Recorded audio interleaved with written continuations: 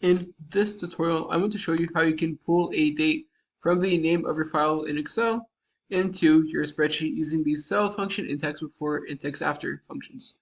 So first, you want to do the equal cell function, which is a pretty cool function because it allows you to return different pieces of information about the workbook or cell that you're working in, such as the address, column, color, contents, and so on and so forth.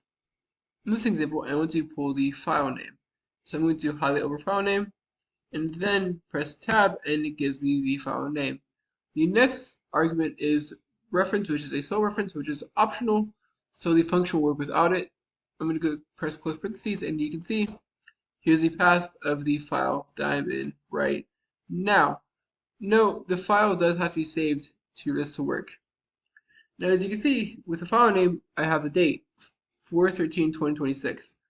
And from here, I'm going to use TEXTBEFORE and TEXTAFTER, the combination of those two, to isolate the 4/13/2026.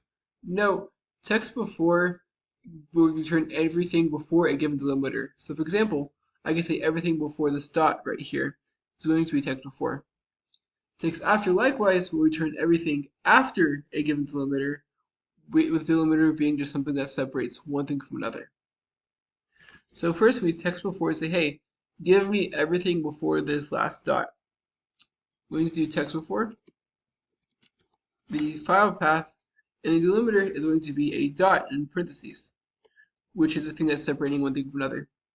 And then the next argument is the instance numbers. Okay, it's like which dot do I want to refer to? Which is important because like in this file path, for example, there are multiple dots. And I want to make sure that I'm referring to the very last dot on the right. To do this, I'm going to do not the first dot, but I'm going to do -1, which will return the very last dot from the right. Note this argument actually returns left to right. So 1 is the first dot, 2 is the second dot, -1 is the last dot, for example.